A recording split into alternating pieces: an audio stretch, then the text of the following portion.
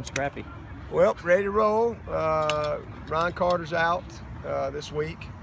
Not going to be able to make it. And Zach Riggs kind of tweaked his knee yesterday, so he's going to be out this week too. That's the newest news. Is there any news on Ace? Ace, yes. Ace Elliott arrived this morning. 7 pounds, 9 ounces, 19 inches long.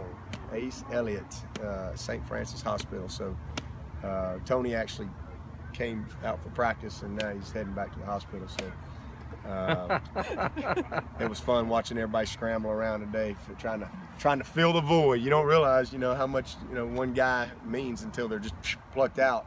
But staff did a great job stepping in today, and Terry Allen and Diamond Adams did a good job too.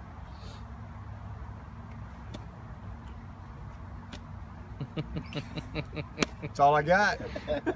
Wanted to ask you about Cordrea Tankersley. He's a guy who's had some pass breakups the past few weeks, a couple interceptions.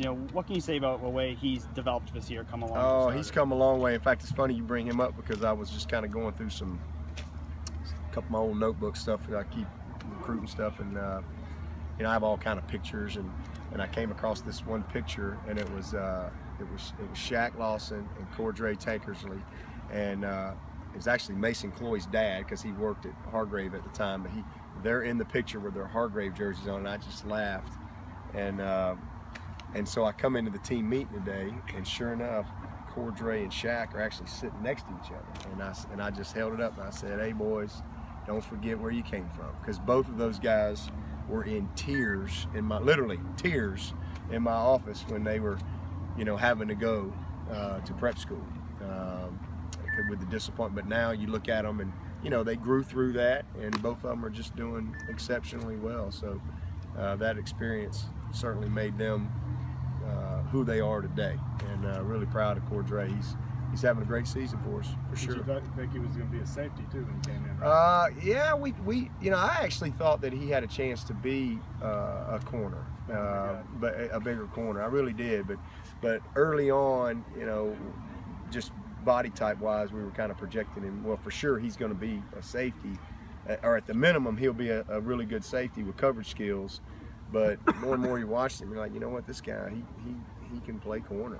And anytime you can find a guy that has size and physicality like that also has the speed and footwork to be able to play corner, man, those guys are hard to find. They're really hard to find, and that's what's going to make Mark Hill such a special player, because he's a big, thick, strong guy that can fly.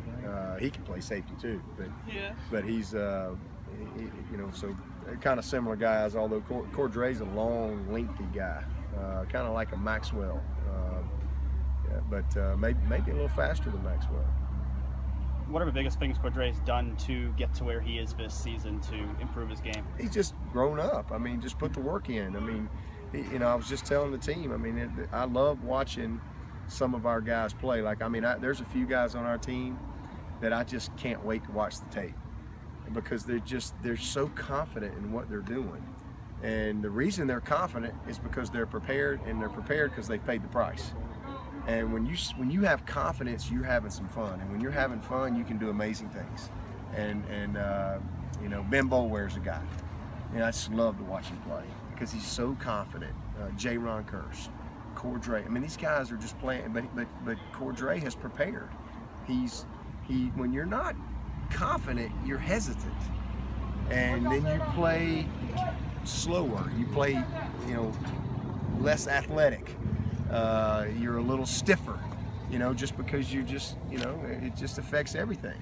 But when you're locked in mentally and you've grinded, it just brings out the best in you. And that's what he's done. He's worked in the meeting rooms, film study on his own, summer. He's just been grinding here for 3 years now, and he has really developed into a confident football player. He was not very confident when he first got here.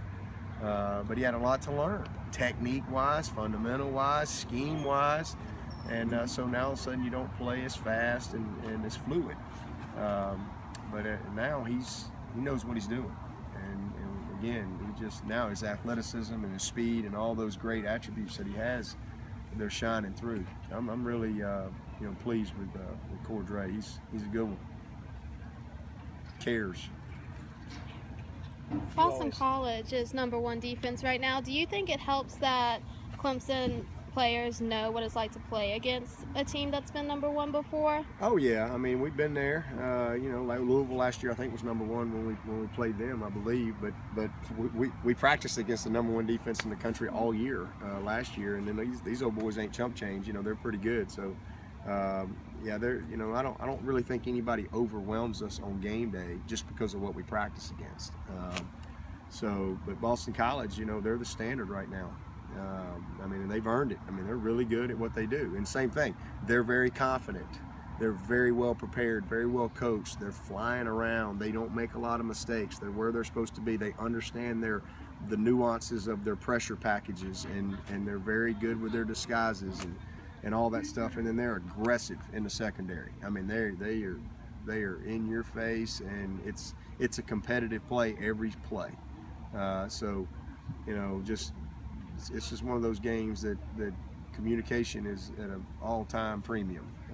Everybody being on the same, even if we're all wrong, we're all right. But everybody's got to be on the same page, and receivers have to play fast. They got to play with great technique. There's going to be a lot of competitive plays that they got to win.